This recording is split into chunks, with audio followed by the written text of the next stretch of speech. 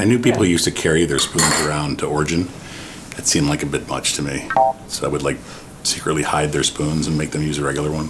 Okay. Because I mean like that. I'd take like 3 spoons to Origin. See, there you go. I'd be hiding your spoons. Yeah.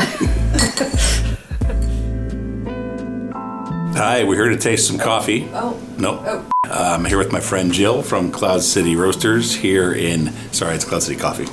It's Cloud City Coffee Roasters, but you know, third time's a charm. We're gonna do something kind of fun. We're gonna taste some coffees. We're both Q graders. So we're gonna taste some coffees that are purchased in the local market here and see how our notes and our evaluation lines up with what's written on the coffee bags. Because people write some crazy stuff on these bags. So we're gonna just put these to the test of what we think these coffees taste like compared to what they wrote. And truth be known, we don't know what these coffees are. These were brought in by a secret coffee deliverer. And we're gonna see what they taste like. Oops. Okay. All right, we're gonna wait 4 minutes and we're just gonna see, but I'm gonna do a little smell test.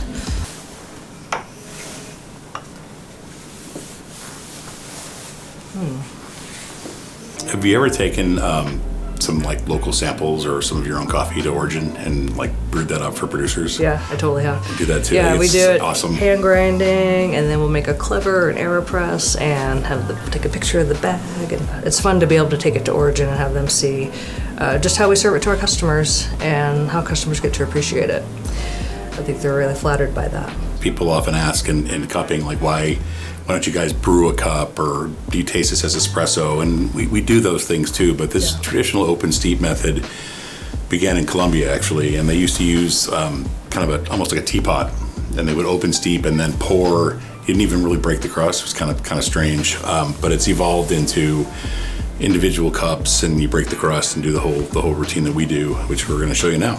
Okay. All right, I guess, yeah. Normally you call a cup out when you're cupping in a group and you say, I'll take cup 1, I'll take cup 2. There's only 2 cups, so I'll take cup 2. We break the crust, we stir 3 times. I might have stirred mine only twice. We gotta start over.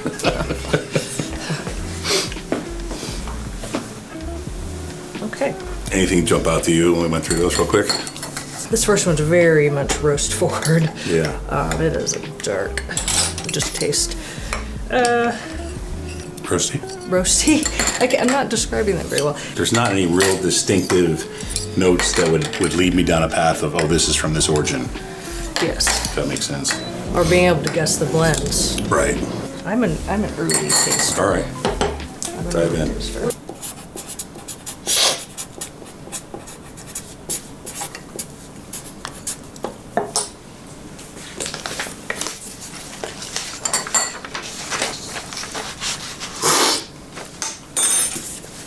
It's not every day you do this and you find coffee defects, right?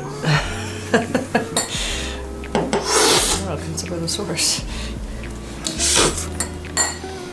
Truth. This part is not so fascinating for your video.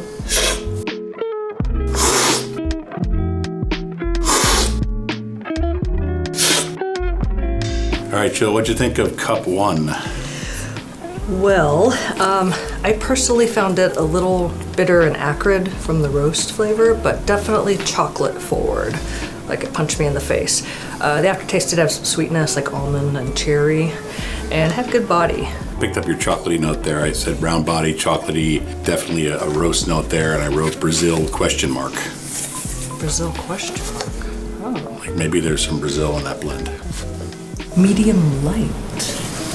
Huh. It says berries and honey, lively and full. Well, I mean, we agree with the full body part, but taste any berries in there? I mean, there was a little cherry sweetness, but I thought it was kind of more the nutty almondy, leaning that way. Okay. Okay, so Scott, what'd you think of cup number 2?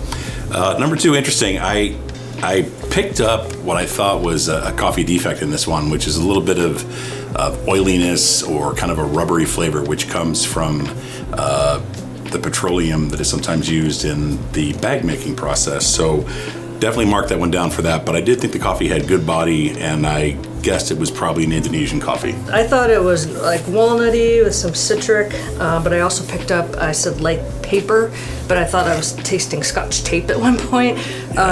So maybe that same defect we talked about. But I also got some really strong vanilla notes on it on the aftertaste. So I think there's a crux of a really good coffee in there. Maybe we just got a weird cup. Overall, pretty good. Bam. Nougat. I'm not surprised it's Indonesian Sumatra because I've never tasted that oily flavor anywhere but Indonesia. It usually ends up in Java or Sulawesi. But Jill, what'd you think of coffee number 3? Honestly, the first thing I thought with 3 is like, oh, this tastes like a Starbucks blonde roast. So I wrote blonde. I thought it was a little thin, light body, a little bit of lime, a little bit of caramel. It could have been almost a silky coffee, but it just didn't.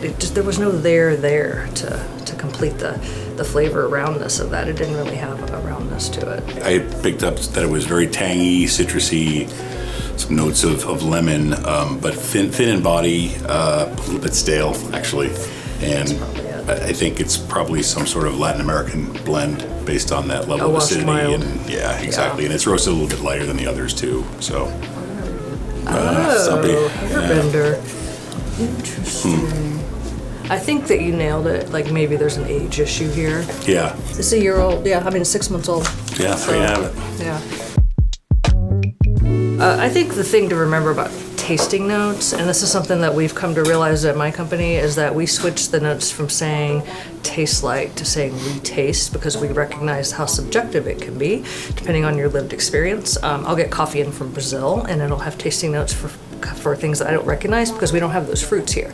And they are, I'm sure, 100% correct in their tasting notes. I just don't have a point of reference for it. Using words that are a reference that people kind of understand in their daily lives is really important. And we don't use a lot of esoteric terminology on our bags because it doesn't have meaning for people. And it's not how people typically shop for coffee. I don't go to the store and say I really need a persimmon flavored coffee. It's just not my gig. Elderflower liqueur. Yeah, it's funny. I went to Kenya one of the first times I went there like 20 years ago and was describing how I'm looking for this berry flavor, these producers, and like blueberries specifically. And I got these quizzical looks because there's no blueberries in Kenya. And they're like, we don't know what you're talking about with this word, this berry fruit. But currant made kind of sense, and that's used a little bit more. So anyway, this was a fun tasting. Thanks, Jill. Yeah, thank you. Yep.